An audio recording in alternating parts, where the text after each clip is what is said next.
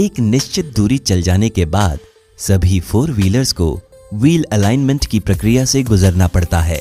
Wheel alignment क्या होता है और अगर आप इसे ना कराएं तो आपकी कार का क्या होगा, आइए पता लगाएं।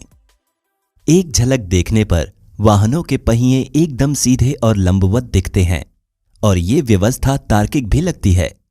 चौंकाने वाली बात यह है कि वाहन के परफॉर्मेंस में सुधार लाने के लिए हर कार निर्माता अपनी कारों के पहियों को एक पूर्व निर्धारित एंगल पर लगाता है। यहां पर बढ़ाकर दिखाए गए दृश्य में ये एंगल स्पष्ट रूप से दिख रहे हैं। हम देख सकते हैं कि मूल रूप से पहियों से जुड़े हुए 3 अलग अलग एंगल होते हैं। आइए सबसे पहले हम कैम्बर एंगल का महत्व समझते हैं। कार को सामने से देखने पर कैम्बर एंगल बिल्कुल स्पष्ट रूप से दिखाई देता है। ये एंगल या तो पॉजिटिव होता है या नेगेटिव। एक नेगेटिव कैम्बर कार की कॉर्नरिंग परफॉर्मेंस में सुधार लाता है। ये समझने के लिए कि नेगेटिव कैम्बर कार की कॉर्नरिंग परफॉर्मेंस को कैसे सुधारता है, हम सबसे पहले ये विश्लेषण करेंगे कि कार जीरो कैम्बर एंगल पर कैसे मुड़ती है। कार को मोड़ने के लिए सेंट्रीपेटल फोर्स की आवश्यकता होती है। ये सेंट्रीपेटल फोर्स टायर और सड़क के बीच घर्षण से उत्पन्न होता है। बाहर के पहियों में अंदर के पहियों की अपेक्षा अधिक घर्षण होता है। कारण साफ है, बाहर के टायरों में मुड़ते समय सामान्य बल अधिक उच्च होगा। अब देखते हैं कि इस घर्षण बल का टायर पर क्या प्रभाव पड़ता है। आप देख सकते हैं कि कैसे टायर का स्वरूप बदल रहा है। स्वरूप में इस बदलाव के कारण पहिए का सड़क के साथ संपर्क क्षेत्र काफी हद तक घट जाता है। इससे घर्षण बल भी कम होगा। इस संपर्क को बढ़ाने का एक आसान तरीका बाहरी पहियों को अंदर की ओर झुकाना है, जैसा कि यहां दिखाया गया है। यही वास्तव में नेगेटिव कैम्बर है। आप पूछ सकते हैं कि अंदर की ओर झुकाने पर आंतरिक पहियों पर क्या प्रभाव पड़ता है। साफ तौर पर संपर्क क्षेत्र घट जाने के कारण घर्षण बल भी कुछ कम होता है, लेकिन जैसा कि हमने पहले भी बताया है, हम बाहरी पहियों पर घर्षण बल को अधिक से अधिक बढ़ाना चाहते हैं क्योंकि उनमें अधिकतम घर्षण बल उत्पन्न करने की क्षमता होती है।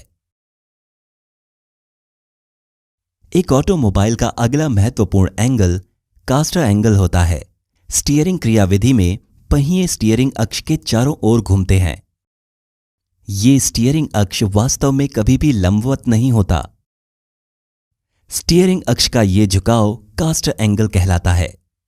एक ऑटोमोबाइल के लिए ये एंगल काफी महत्वपूर्ण होता है। आपने कभी ध्यान दिया होगा कि गाड़ी मोड़ने के बाद जब आप स्टीयरिंग व्हील को वापस छोड़ते हैं तो वो स्वतः ही अपनी केंद्रीय स्थिति में वापस आ जाता है। स्टीयरिंग व्हील की वापस लौटने की ये क्षमता कास्टर एंगल के कारण ही होती है। इसकी भौतिकी को समझने के लिए कृपया कास्टर एंगल के बारे में हमारा विस्तृत वीडियो देखें।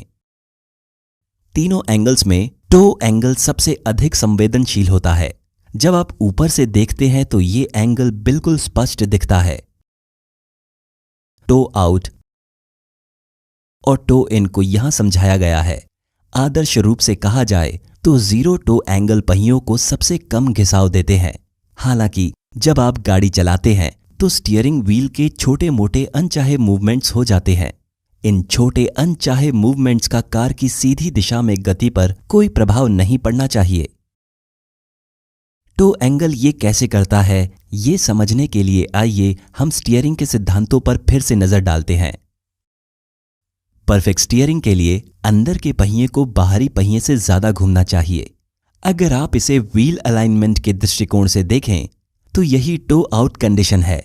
इसका अर्थ यह है कि अगर आप पहियों को टो आउट तरीके से लगाएं तो स्टीयरिंग व्हील को केवल थोड़ा सा घुमाकर परफेक्ट स्टीयरिंग प्राप्त की जा सकती है।